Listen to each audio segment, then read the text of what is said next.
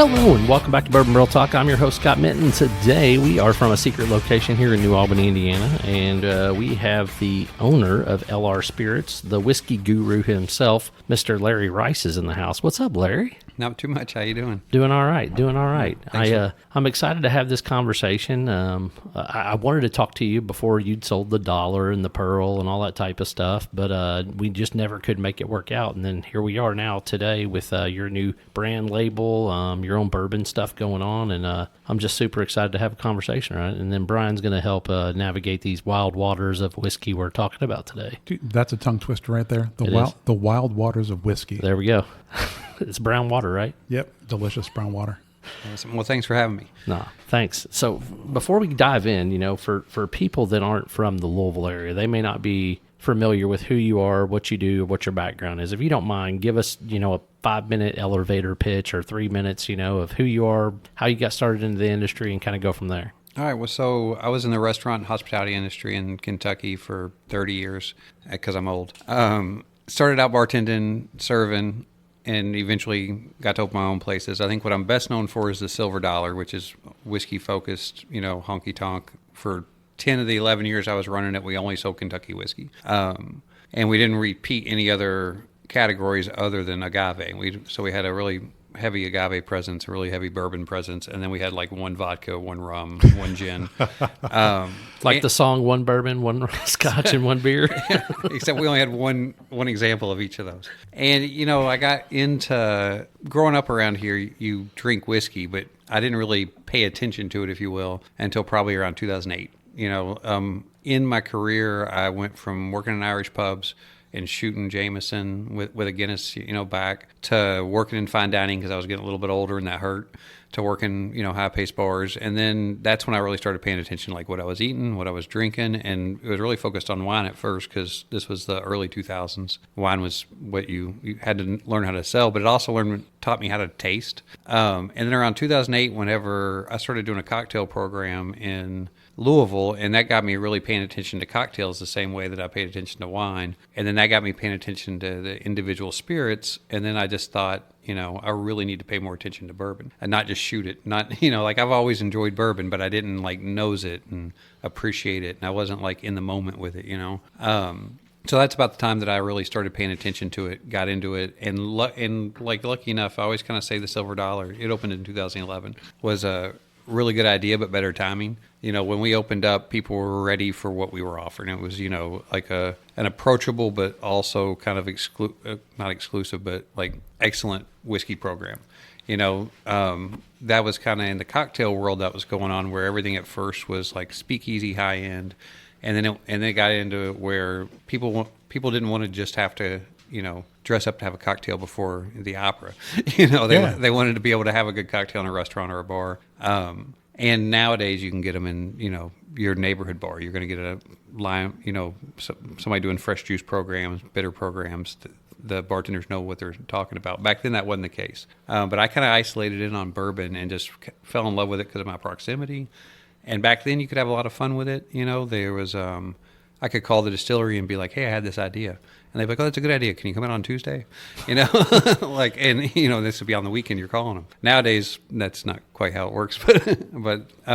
So anyway, fast forward, we had 10 or 11 really good years of success. And then I got bought out in 2023, January of 2023. So barely into it. And then I kind of took some time off and then started working on this project. And it's kind of doing more of the same. One of my favorite things about the Silver Dollar is we're getting to do our single barrel program, getting to taste barrels, pick out things that I thought were interesting and unique, but also a little bit nostalgic. And now I just do it under my own label. A lot of people, like you were kind of talking through that, the Pearl, the Silver Dollar, you and Susie were synonymous for just picking banger after banger. I mean, typically, whether it be Willet or one of my favorites was actually one of the Russell's picks y'all did, and then just different stuff would always come out. And then, if I remember correctly, weren't you one of the only people that ever got a JTS Brown barrel pick? I think we're the only person that's ever gotten that. Yeah. Yeah. So just synonymous, like I said, for in the Louisville market for barrel picks. So it's really, really neat that now you've kind of spun that into hand selecting barrels and being able to offer those to the public. Yeah, I mean, again, I built relationships and what I really like about it is they were honest relationships. Like, it was just falling in love with the products these guys were making. And also back then, like you were still promoting bourbon. Bourbon wasn't what it is today. We fast forward 18 years later, it wasn't. In 2008, the world wasn't in love with bourbon yet. It was just starting to kind of get looked at by bartenders who ended up influencing consumers, essentially. Yeah. Speaking of that, I want to piggyback to you talking about cocktails. If you eliminate the Old Fashioned and the Manhattan, which are kind of the two most popular bourbon cocktails, what would you say your next favorite one would be? So I drink a lot of neat bourbon, but a Gold Rush probably. Gold Rush? Okay. Yeah, I mean a Gold Rush, especially not just for me, but like not everybody wants to drink barrel proof whiskey on a 100-degree day, and that's just a nice like sour essentially, Yep. with honey and whiskey, and it's a really good transition cocktail for non-bourbon drinkers that think they don't like bourbon, and of course anything we ever did, we made sure that the spirit still stood out. We didn't try to hide it with the they're not really mixers, but with the other products, Right. But I think that's a great porch pounder, if you will. There you go. I like it. I've never heard porch pounder before. Oh my gosh, I love it. I've heard like mowing the lawn bears. Yeah. And that's some sort of a light beer with lime for me. Porch pounders, huh? Porch pounders would be popular. Yeah. The alliteration is flowing today. I don't even know why. All right, so I'm going to dive into this first Old Treasure. So tell us a little bit about that concept. Like, how did you come out with the name, the bottle, the label? What was the thought process behind that? So the name is it's personal to me. Like I also I antique, or I used to antique a lot. I've kind of been trying to downsize lately. And that was, that's kind of driven by this like need for the search more than it is the actual product you find, which was a great transition into dusty hunting back in, when I first started looking for old vintage whiskeys. It's kind of the same, it's that same energy, that same like drive that makes you want to do that. But one of the things, so my mom's a huge antiquer, and that's one of the things that we kind of share. Like we'll go on antique trips together. And when we go in a new place, one of the things she would always say is like, wonder what treasures we're going to find today. And so that's kind of where the name comes from. And, and like the old treasure part of that is it's, I'm looking for older stuff, but also that's just kind of synonymous with like the whiskey of those eras, Yeah. So it's kind of a family thing, and that whole idea that, about 90% of your effort goes unrewarded in antiquing and in bourbon barrel hunting. Like I taste barrels every week. I don't buy barrels every week, so you have to enjoy the process of it. Otherwise it's just not the space to be in, That's really neat that you have the relationships that you're just able to go out, taste through barrels every single week, find some stuff, and you kind of pick what you want and what you don't want. You just leave it there and let it go. A lot of people in the industry, you don't have that luxury. They're going in and they're, tasting 4 or 5 out of a lot of 60 or 80 barrels. And then, they're just taking luck of the pick, I guess, would be the best way of saying it. I mean, there are still people out there that don't, extend that courtesy to me, but I just can't, that doesn't fit my program, because I don't want to buy 100 barrels that I want 4 of them. And the other ones I got to figure out something to do with. Like I want I'm small enough that every bottle that I put out, I want to be in love with that bottle. Doesn't mean I won't come out with a blend one day, but I want to do it because, I found these barrels that had to be married together, not because I had these barrels and I needed to get them sold, Right. Some of that has to do with connections because I know the right people to call and ask. I think that probably in the space we're in right now, if anybody got a hold of those same people, they'd probably share that same, they'd share that same, opportunity with them because a lot of brokers, a lot of distilleries, a lot of houses are sitting on a lot of barrels right now. Would they prefer you came in and tasted 3 or 4 and said, yeah, I'll buy a lot of 100? 100% they'd prefer that. But right now, if you're showing up the door with a checkbook, like a lot of times they're going to listen. Not everybody does. There's sometimes I wish that I could taste through some lots of barrels that I see, but they're insisting you buy 100 of them. And they want you to sample 10 to decide that you want 100 of them. And that just doesn't work with what I'm doing, Man, I really like the baking spice on that first one, man. It's got a nice, robust flavor. The first one I think is the spiciest out of all 4 of them. Strangely, it's also the lowest proof. It's not low proof. It's 130 proof. But it is the spiciest out of all of them. But I still think it's got those great sugars at the end. It does. That balances it out. Yeah. It's got that nice rye spice, but then it's got that baking spice, a little bit of cinnamon, a little bit of like cardamom, and I really like that tobacco and that rich, like sugary, like I'm guessing more like of a toffee flavor on the back than what I would typically say is like a caramel. It's a little bit more rich than caramel would be. Man, Larry, so the label itself, there is, all right, don't take offense, but I'm going to say doily. Like, well, Sorry. No. Like, so I was going to guess a snowflake, but now that you said that. No, yeah, right. So, right, I'm adopted. I grew up in a Polish household. So my great aunt, and then I had a Stashu, and then I had a Gladys as my great aunt. She had doilies everywhere. And I'm looking at this thing, and I'm like, it's not a flower. It's not. So where did that image come from, or the design of it? So I don't mind the doily aspect either, because I also grew up in a house that way. And my grandmother had them everywhere. She was an antique, antiques person too. Did she also have like runners through the house, so you wouldn't like wear up the carpet? Yeah. So plastic on the furniture as well? No. Oh, yeah, I had that. So this is a mandala actually, and it is. So it's a flower of life mandala. And like the symbolism behind that is like balance and unity, and I think that's kind of a nice play on the two aspects that I really love about the bourbon community. Right, one is the balance of the bottle itself or the whiskey itself, and then the unity from the community that you share it with, and then it plays into my family as well because my family owns and runs florists. Yeah, Love it. So yeah, I love the brotherhood that whiskey has kind of given me over the years. I started doing the podcast in like 2018, 2019. I can't remember now. It's been so long, but just all the people that I've met and all the friendships and the fellowships that have endured through that process and meeting great folks and stuff like that. And I laugh because I've known you literally for 20 something years, just subparly because of working at Molly Malone's a billion years ago. So I laugh about those things, but it's weird how whiskey just keeps bringing people together to have conversations and to kind of live by and enjoy. And that's one of the things I think that you're kind of telling about with this story. Well, it's my favorite part of everything about what I've done in the hospitality business. I mean, I'm very intentional about calling it the hospitality business too. Like, you can call it the bar business, you can call it the restaurant business, but what I loved about the hospitality business was the hospitality. It was the people you got to meet, the people you got to turn on to things. And I got really fortunate. I got into like loving and acquiring and searching for great bourbons early on before it got cost prohibitive, to be honest with you. It got really expensive, Yep. But I used to drive around the country in my SUV, and I wouldn't come home until I had it full of vintage whiskeys. But back then I'd go into, stores that had bad inventory control and buy it for the price that they had put it out at 50 years ago.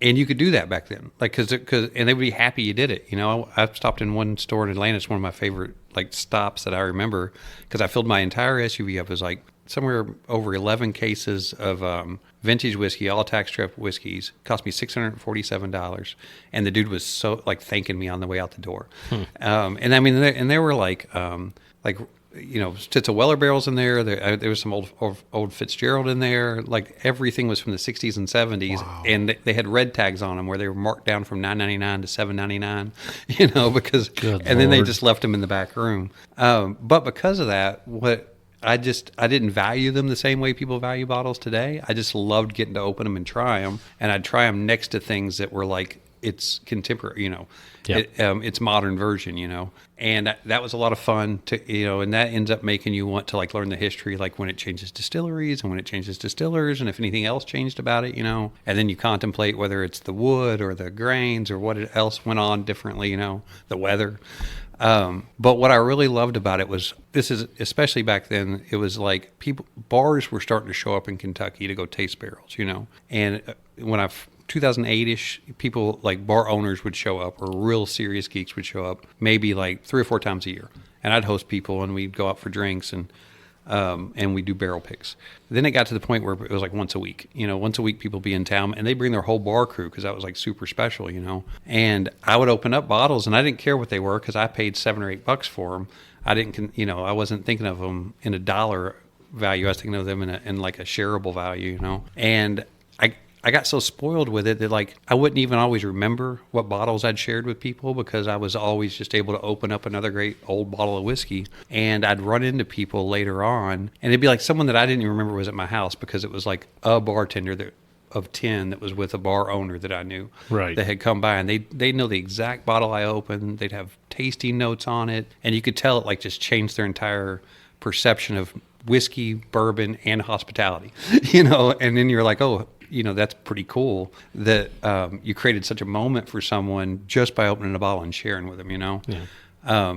And so in my own way, I'm still trying to do that, No, that makes sense, and that's a really good way of looking at that entire concept and the process of how you're doing that. It's just really, really special when you really look at what you bring to the table. Like Brian and I, that's one of the things we love about each other so much is we bring each other bottles. We'll try stuff, taste it, and just kind of talk through that. But there's something about old Dusties. And I still, to this day, I'm like you. I have that same conversation. Is it the wood? Is it the water? Is it why were they so different? And why are they just so much more complex? And is it because they're 90 proof? Is it because they're 100? I mean, I just can't ever put a thumbprint on it, I guess is the best way of putting it. Have you decided, like, in your own little world what it is? I mean, yeah, with no scientific evidence. But I think it's all those things, because it's such an that's why one barrel sits next to another barrel and they taste completely different, right? I think the wood's different that they use. There was a more freedom on how they seasoned the wood even, but most of the time it was seasoned longer for that reason.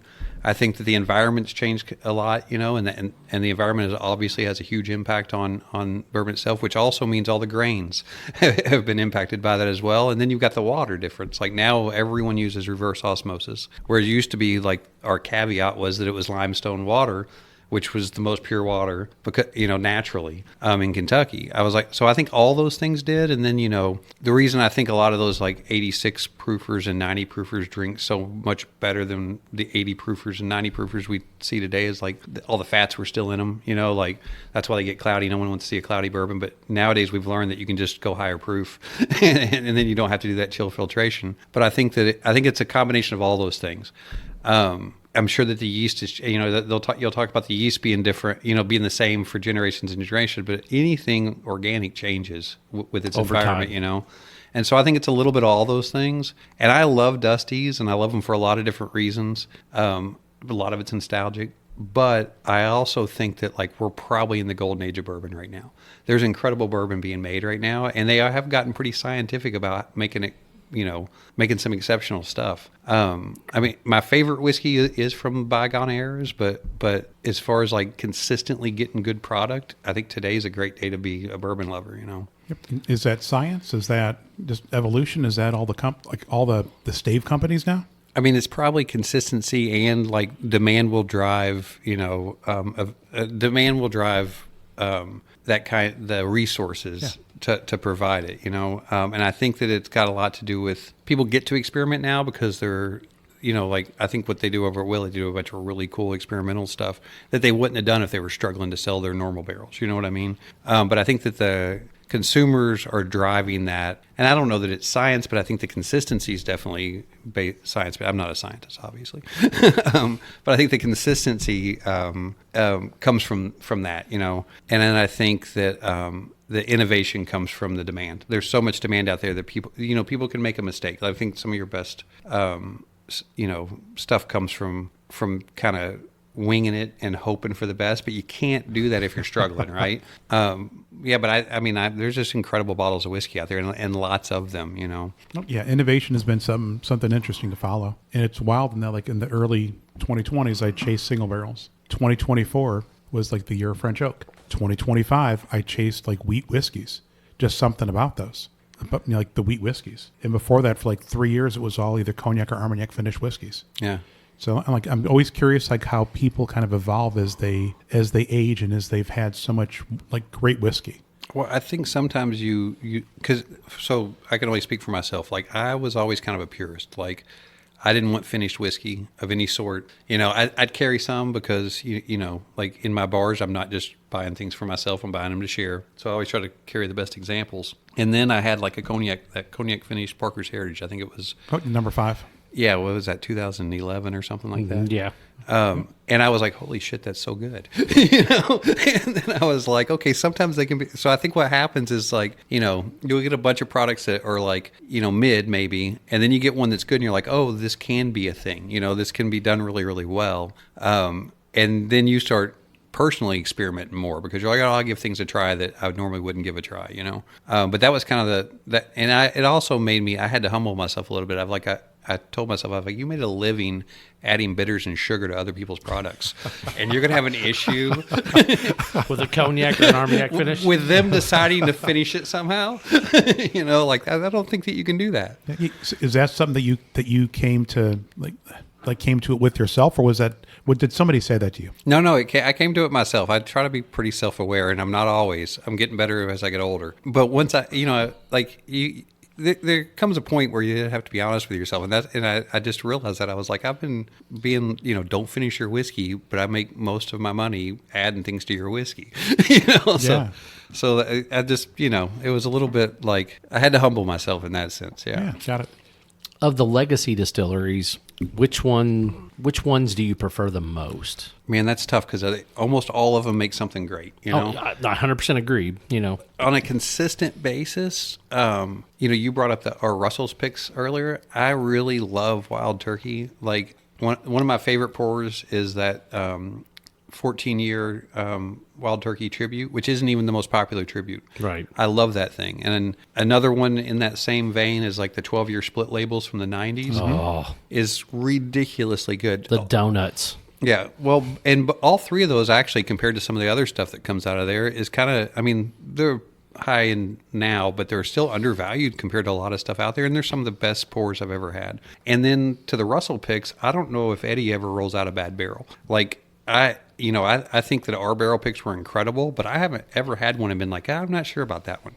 Like I like every barrel pick I've ever had of someone else's picks, Right. I think, a lot of people don't know that, because even me growing up, like you consider 101 as a shooter, so you take a shot and chase it with beer, and a lot of people in this area probably had some bad times in college, drinking on it. 100%. So you don't think of the quality that actually goes into it, but those guys have always had a low barrel entry proof. They've never bottled under 6 years old. And up until probably 2011 or 12, most of the time they were mingling in older stuff into their whiskeys. So, and nowadays we look for things that have like that 8-year-old age statement, that have a lower entry proof, or at least 100 proof or higher. And they've just never wavered on that. They've always done that consistently. Yep. I'm a huge fan. But again, like I could probably spend as many minutes talking about Heaven Hill or talking about, Maker's Mark. Like all of these guys have paved the way and have done great things. But because of my palate, Wild Turkey just is like, I just love the Wild Turkey spice. I love I just love the balance of it. And I like the family, the Russells are incredible humans. So much fun. Yeah. So my most memorable picks were at Russell's Reserve with Eddie. Yeah. He's like, let's go get another barrel. Hey, you got to try this one. That's what he did that with us a couple of times. The first couple of times I picked was back when it was still the Fan, and they didn't actually have a barrel program yet. They just, I have one of those too. Yeah. If you called and said, I'd like to do barrels, they'd let you, right?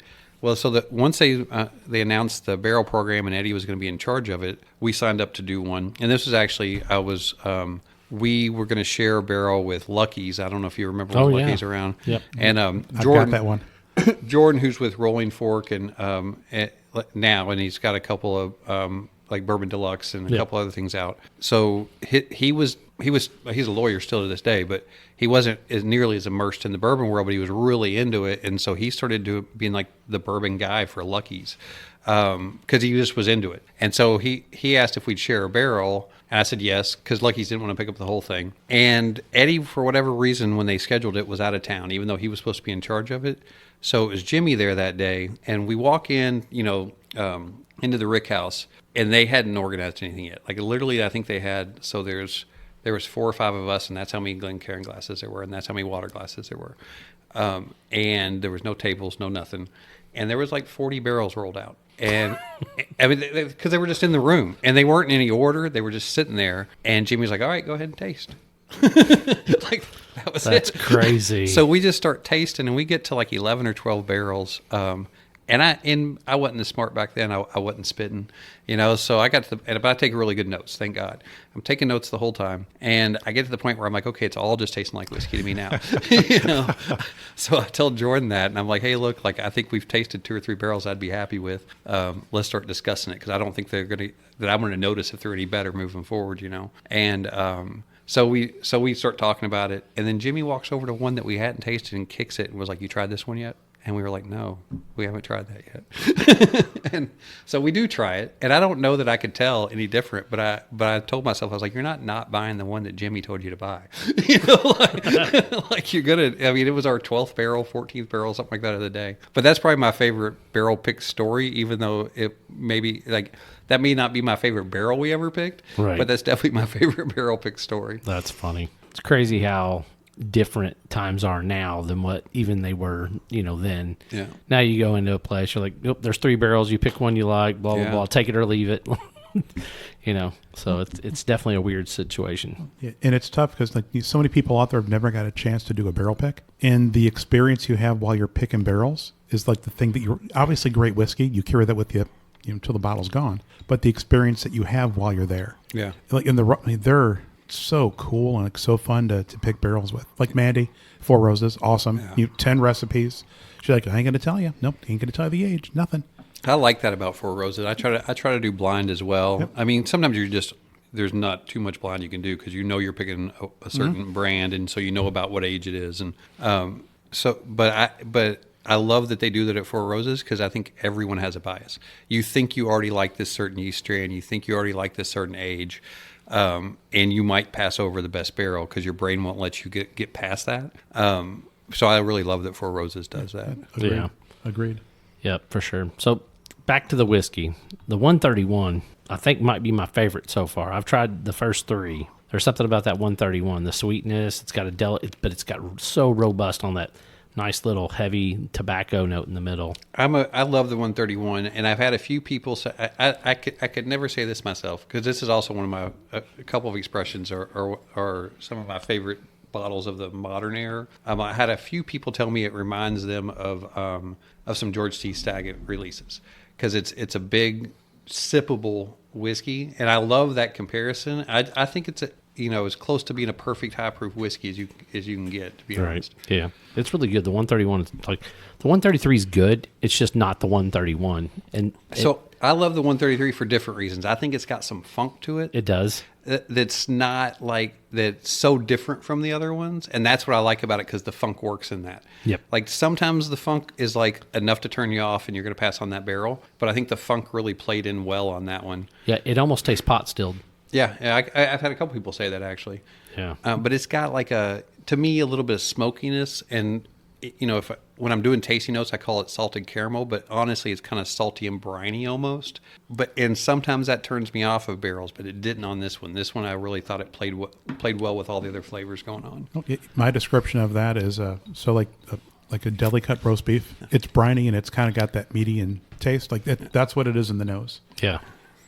I do like the fact that every one of these barrels has been someone's favorite. Like, no, it's not like, I wish you still had more of this one, because when I do big tastings, every one of them becomes somebody's favorite that day, and I love that about these barrels. Yeah, they definitely have different complexities, and it's really nice that I'm assuming they're all from the same distillery. Yeah, so they're all sister barrels, basically. They're Okay. all from the same lot, 11 years old.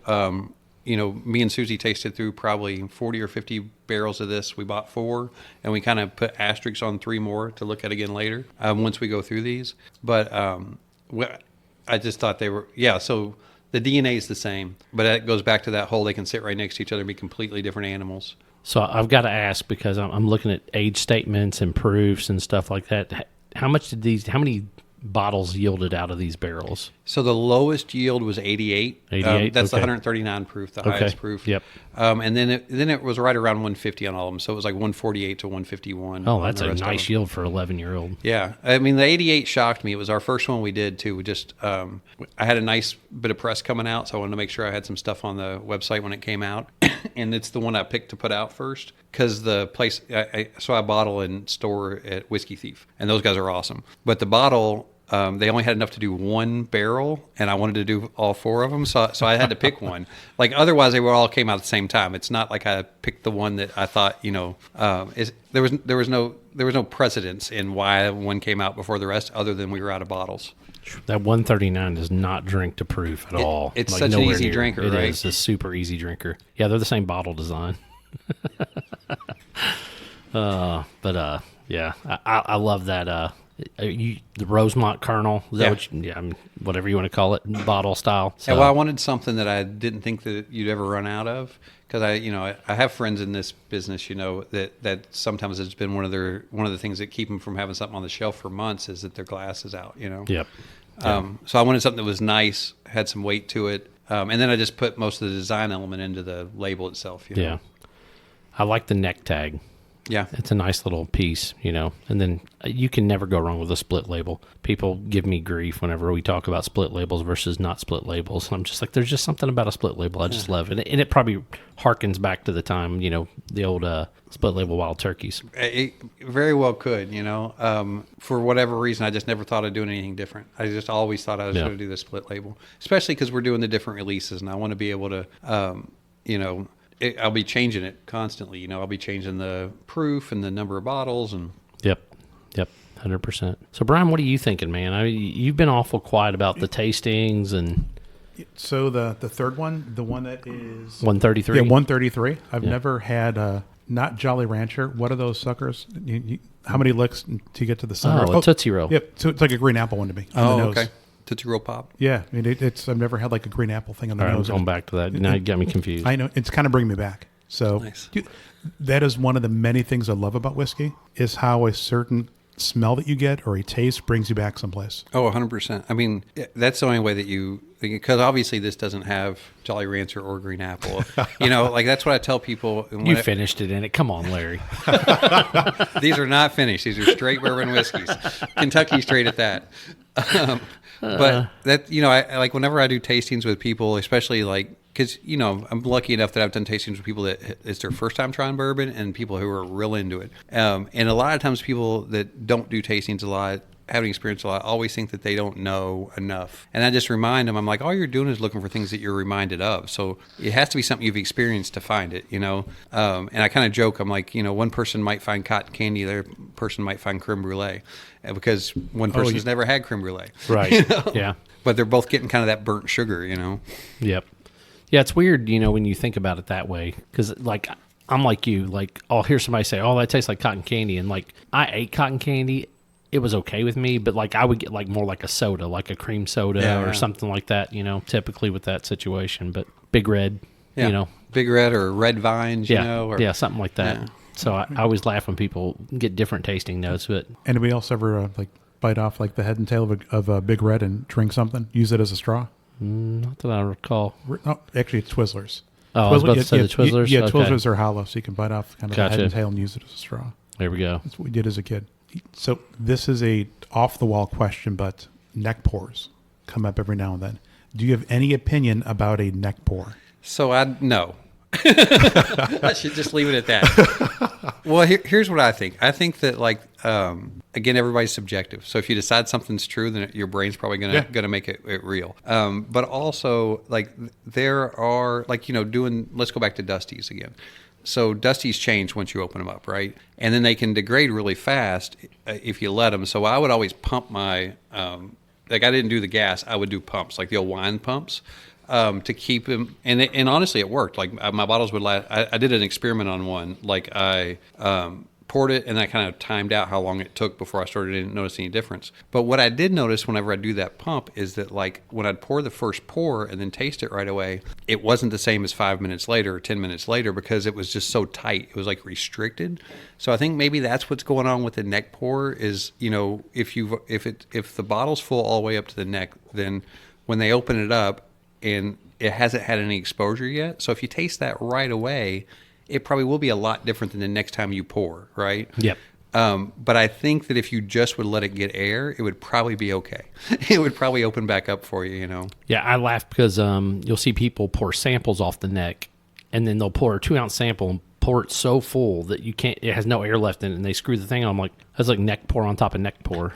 It's just never have a chance until you open it and let it sit in the glass for a little bit. Yep. Yeah. One of my goofy things is whenever I open up a new bottle at the house, I will fill up a 2-ounce sample bottle just so I have some to go back to. Oh, there you go. Because then it's fun for me to go back to it to taste that sample bottle 6 months later, compare it to the bottle that's been open for 6 months, And see how much it's changed. Yeah.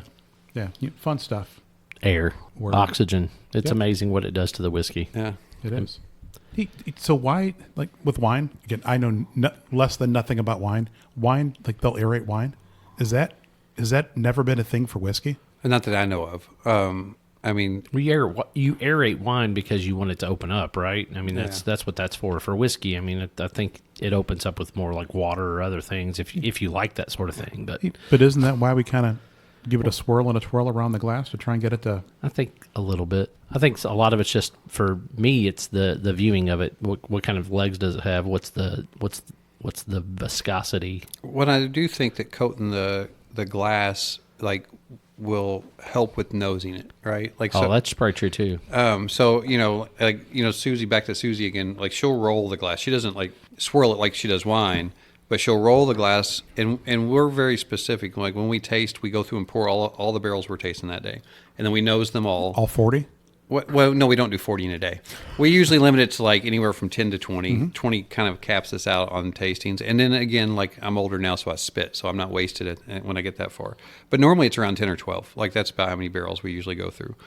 It was over time that we went through the whole lot of the 40. But we'll roll them all, we'll nose them all, and then we'll take our notes, we'll do it again, and then we'll go through and taste. Because once you taste, your nose changes on it all. And then we'll go through and do, essentially, before the taste, you're writing your second nose down. And I used to not do that. I used to go through and I'd nose it, taste it, nose it, taste it.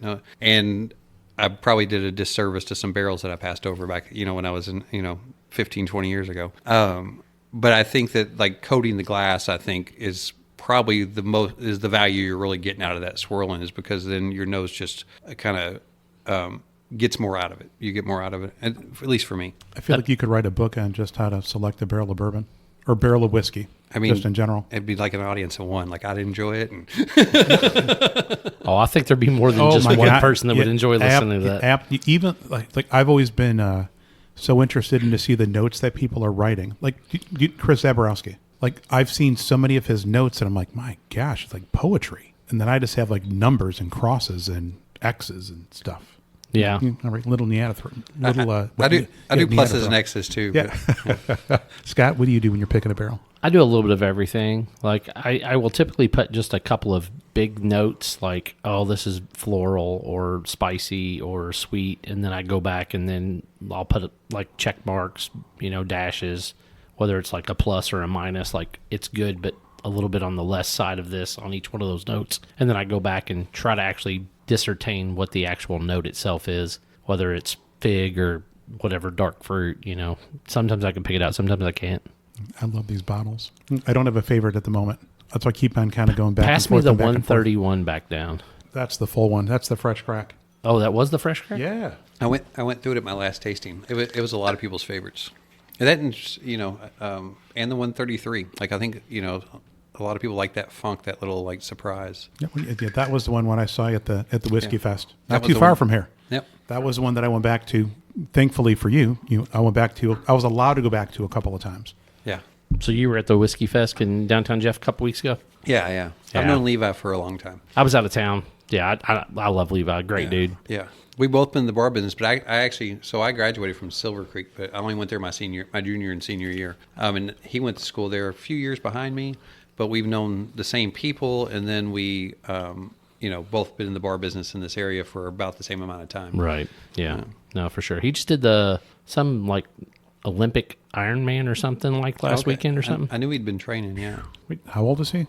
Levi's 47, 48, something like that. Yeah, he's a few years younger than me, so probably about 48, I bet. Yeah. I'd break a hip. Yeah, I did my last half Ironman 12 years ago. So, yeah, I can't imagine trying to do it now. I've never done an Ironman, so I have not done my last one or my first one. With all fairness, I did a half. That doesn't count. I tell people all the time, I'm like, there's something about doing 70.3 miles, which is a lot. Don't get me wrong. But when you double that, like, it's a lot. Yeah. So it's definitely impressive. Anytime I see somebody that's done more than an Olympic is, to me, impressive. I mean, even the 70.3 is hard, and I had a part-time job when I was training for that. Wow. I mean, I was spending 20 hours a week either on the bike in a pool or running. So yeah, I'm super impressed with folks that do like marathons and Ironmans, but like that's a drug in itself, like that. It like, is. Like anybody I know who does it and does it like is real into it, they'll just admit that that's their addiction. But like that's not a bad addiction to have. You know, It's not. It's way healthier than this. you know, Yeah. And eating fried chicken at 9:30 at night. Exactly. Yeah. More people have had heart attacks doing marathons than they have drinking whiskey. That is 100% That is true. all that I'm going to say. I didn't know that was true. That sounds No, I just made that up. okay. But it's That I believe. yeah, exactly. So I've got to ask this. Right, so this brand, you said that you started this in 2023. Well, so that's when we started talking about it. Like, Got it. So, and first it was just me like kind of exploring what was possible. So I wasn't in a hurry. We didn't launch until this year of March, actually. So that was me talking to friends to see like essentially, and everything changed, to be honest, from 23 to when I finally launched. None of the information I got in 23 was applicable by the time I launched, because the whole, the whole landscape changed so much. Absolutely. But it started with me asking questions of friends of mine who had distilleries and had brands, like where's the break even at? Like if I just wanted to buy a few barrels, and because, you could sell out of barrels and still lose money, but things were different back then. Like, once you go through distributors, once you do some marketing, pay for bottling, pay for storage. I mean, you could look successful and fail at the same time, So I wanted to know what those numbers look like. And then those conversations turned into, we should do a raise and do a national brand. And, and then it was like, and so that slows you down on actually going out and buying a handful of barrels and doing, what you first talked about. So we talked about that for a while. And honestly, back then it would have been tough to do what I'm doing now, because you didn't have, or if it was available, it was very new, but you didn't have direct to consumer sales yet. Mm-hmm. You definitely weren't calling brokers or distilleries up and asking to buy 4 barrels at a time, I mean, so it really does change, because like, if I would have launched in 2023, I think the minimum purchases were and you still would have been so small, it would have been in the 100, 200, 300 barrel ranges. And then you got to figure out something to do with all those barrels that you're not putting in single barrels. That's not true now. Now you can do direct to consumer sales, so you don't have to work with distributors. You don't have to make those relationships in every state. And you also don't have to buy 100 barrels that you have to store and or figure out what to do with if you don't love them as single barrels, So yes, I started talking about it in 2023, but none of it worked. Nothing I learned in 2023 helped me in 2026 when I launched. So when did you purchase your website domain? So that was probably 24 or 25. And how long did it take you to come up with the exact name that you wanted? It took a while, but like, I enjoy that. So I couldn't really put a time on it, because like I'm always thinking of stuff like that. Like I really like researching stuff. I like, looking. I have a GoDaddy account all the time. There was one point I had like 6 email addresses because it was fun. Like I had one that was nosy little fucker, aren't you? And I would, at any time there was a solicitor, so any of those times where like you can't get through the paywall unless you put in your email address, that's what they got. Or if I had to sign up for something to get in somewhere, that's what they got. You're a nosy little fucker at GoDaddy.com. Well, no, it's just .com, because you buy the website. No, I know. It's be funny. But you could house it for like $30 a month, or $30 a year. So right. So I had that for a while. So I've always kind of like am putting those kind of ideas out there, and it's fun. So I don't know how long it took me to come up with Old Treasure, because I was already doing stuff like that. But it is a lot of like, okay, I have this idea. All right, now let's go see if the website's available. Okay, now let's go see if it's trademarked. Because you can run in a lot of circles trying to land on what you like. You'd be surprised how many things that you think you came up with that 100 other people have come up with. Yeah, 100%. It is definitely challenging. I understand. I could talk about so many different things, but I'm trying to stick to the whiskey itself. No, ask. I mean, he's been in the hospitality business forever. Yeah. Well, I like to, it's always been important to me to not be like one dimensional. Like whiskey is like the elixir to make the conversation start, right?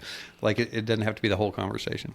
All right. So you've been in the Louisville scene for a while. So let's dive a little bit into that, because I'm going to pick your brain there. I'm going to pour a little bit of your whiskey. Go ahead, man. Go for it. So if somebody's coming to town and they have to go to 2 restaurants in Louisville, where would you tell them to go? Oh, man, that's a good question. So Murray's Creole Pub. Okay. Have you been there yet? I've not been there. I've heard about it. I've had a couple people talk about it, but I've not actually ever been there. So So the chef there, Lawrence, he was the original chef there at North of Bourbon as well. Okay. And he's just an incredible chef. And he went off and did his own thing. And he's an honest and exceptionally talented chef. And it's just got a good vibe in there. They have like two concepts there. They've got the downstairs is a pub with pub food, but it's not pub food. It's upscale pub food. You're just comfortable being there, but you're eating incredibly well thought out food. So, and then they have an upstairs that I think it's either Thursday, Friday, and Saturday, or just Friday and Saturday, and it only seats like 16 or 18. It's really small, and it's like a prefix menu that he just kind of goes over the top with. I have not done that one yet. I've only because honestly I love the downstairs so much. I don't need it to be fancier. It's just so good downstairs. So that would be number one, and then honestly, this doesn't play into bourbon very well, but I really love Mish Mish. Mish Mish is such a great spot. It's the Mediterranean spot there on Market Street. I've only been once and was blown away by it. I was just really well thought out. Service was incredible. Flavors were on point. And I hate just naming two because they're we're really lucky in Louisville. There's a lot of great chefs. There's a lot of great food options of all levels. Yeah. Out of those two places. Somewhere I eat even more than that is Jay's Burger, which is just a food truck that's open Monday, Wednesday, and Friday in Germantown on Oak Street. And it's just this incredibly great smash burger, and they do tallow fries, and it's just really good. Dude, there's something about those tallow fries, man. Smashed On's got them now down there at Frankfurt Avenue. Well, that was the original McDonald's, and so that's why we all thought we fell in love with McDonald's fries. And then, they tricked us. It took us a few years to figure it out. But yeah, I eat there. They're only open 3 days a week, and I probably eat there at least 2 times a month. I thought he was going to say 4 pegs or something. I love just because he 4 spent so much time down there. I love 4 pegs, and gosh. honestly, I probably should have because Chris is an incredible human being for one, and I do eat there quite a bit because it's 2 blocks from my house, right, and right down the street from the Pearl. But like I said, there's just so many. There's so many great places to eat at all levels that you can't name them all. And now I'll probably, once this releases, somebody will call me like, I can't believe you didn't mention my restaurant. Yeah. Hey, let me help you with that. So all the tables are filled up at the first 2 places you mentioned. Or better yet, 2 a.m. It's 2 o'clock in the morning. Where do you want to eat? Or where do you need to eat? 2 a.m.'s tough in Louisville anymore. It is. All right, midnight? 11? 10? 9? Honestly, it's more like 10 nowadays. Yeah, it's like 10 these days, yeah. There are a few places that do late night. No, not for me. I'm just saying that just most nobody's places open close. anymore since COVID, man. It's just totally different. The vibe just everywhere is just, it's not the same. Something about a fantastic meal later in the night. It's like I'm with you. We always did food gosh. till 1 o'clock at the Dollar, and not when we reopened though, because there wasn't an audience for it. Yeah. It wasn't that we didn't want to. They just people didn't stay. We weren't running people out at 1 o'clock in the morning anymore. Yeah. And we closed at 2. And we ended up backing that down, not because we were sick of being open till 2, but because people weren't going out that late anymore. There are some pop-ups that, like most bars nowadays will have like a truck outside, like the Pearl on Friday and Saturday nights always has a pop-up, chef. So there's food available late. Because, I think what people miss, I see this conversation a lot when it comes to there's all that conversation and chaos around Bardstown Road right now and what they should be doing with their liquor licenses, right? And the number one thing that all consumers or whatever you want to call them, pedestrians, people that aren't in the bar business, the first thing they'll say is, just have them close earlier. Just have them close earlier. Nobody should be out that late anyway. What they don't realize is most people eating after hours, like eating midnight or later or drinking midnight or later, that close down another bar or restaurant that day. And they do deserve something besides Taco Bell. Yeah. And they also deserve to have a drink before they go home. And, the Pearl's an industry bar, and most of their business comes after 11, but not because it's a bunch of degenerates. It's because they got off work at 11 and then they came over, Right. Or they got off work at 1 and there was a place still open for them to have a drink, I think that's what people forget is everybody's always just got their own perspective, And I'm up at 6 a.m. every morning and I go to bed around 11. I'm not closing down bars anymore, but I used to. And I remember what it was like to not have somewhere to go to get a good meal. And then we fixed that for a while. I think Louisville's on a really great trajectory there from probably, 2015 to 2020. We were it looked like the sky was the limit on what we could do for the food and drink scene, tourism scene, for conventions. And then, COVID happened, and we've recovered somewhat, but we didn't. We recovered better than what we were before we shut down, but we lost that momentum. Like, we didn't go as far as we were going to go, And part of it was now we have to close earlier, not because the law says so, but because less people are out. The demand's not there anymore. So that was a tangent off of the actual subject, but No. I'm like, that's what this is all about. 100%. It's real talk. So let's dive back into the whiskey. How do people get your products? So right now I'm only direct to consumer. So you have to go to the website, and even if you live in Louisville, we're going to ship it to you from Washington, D.C. So if you go to the website, we ship to 43 states. Indiana and Kentucky are included in that. And so it's old-treasure.com. If you put in Old Treasure whiskey, or all those things will populate into our website. And there's a shop, there's a shop on there. And we got tasting notes on each of the different expressions. To just look at the picture, they look very similar because, we use the same label on all of them, but you can see that there's different barrel numbers. They all have their own tasting notes on it, and we'll ship it straight to your door. All right. That's exciting stuff. Nice. And do you know about how many bottles you have left of each? So I don't know the exact number, but not a ton. So there's only 3 barrels on there right now, and they've been on there for a minute. I mean, there's, I don't know. There's a couple hundred of all of them, and I don't know how that math is broke out. Sure. Yeah. There could be 70 of each, 40 of Yeah. one. Yeah, I get what you're saying. All right. Do you have a favorite of the 4 that you've released? I'm going to say the one that we sold out of already. No, I'm just kidding. So that goes back to, it's tough to pick a favorite whiskey in It general, is. Especially your own, Yeah. And it's different, because I'll change from one to the other when I'm drinking it. I love something about every one of these whiskeys, which is why we picked them. I don't think they're redundant, even though they're sister barrels. I think that they're each still very unique, and I don't. And that's why you do single barrels, is because you don't want consistency. You don't. So I would hate to so I love them all. And I know that's that's such a lame, It's not cop a out. lame excuse. But it's true. I would only have one barrel out right now if I only found one that I fell in love with, Right. And it's different for each one. I love the funk in the 133 proof. I think that's awesome. I love that the 139 proof that we are sold out of drinks so easy at such a high proof. I think the 131 is a great, I'm saying proofs, not barrel numbers, by the way, is a really great example of a high proof whiskey. I think it's super well rounded. And then the 130, I love the spice from it. I love them all. Do you have a favorite? That'd be easier. I mean, so for me, the 131, and it's just because it is so well rounded. I mean, it's got the complexity, it's got the sweetness, it's got a little bit of that baking spice. It's really, really well rounded. The 133, I do like the funk on it. I typically love baking spice. The 130 is actually probably my least favorite of the group. And I'm usually they make fun of me all the time, you and your baking spice, and literally I love that's baking definitely spice. the spiciest one, and it's the spiciest one of the group. But there's just something about the other two. I like that funky distillate that's coming off the 133, and then the 131 is just, it's so well balanced. It's just got so much going on. I'm into the 133. Yeah. Because I'm one that can pour 2 ounces and sit there and just nose it for an hour before I drink it. So it's something about the nose works for me. Yeah, the nose is great on 133 for sure. It brings me back to my youth. Right. My ute. What's a ute? Your utes. One of them utes. I just tried yours, and you do like that baking spice. It's spicy. It's really good. Yeah. So if people want to find you, they want to get in touch with you, they want to ask you questions, find out more about the brand or label, how do they do that? So you could email me. It's larry@oldtreasurewhiskey.com. That's the easiest way. Or you can, maybe the easiest way nowadays is just send me a DM on Instagram or Facebook.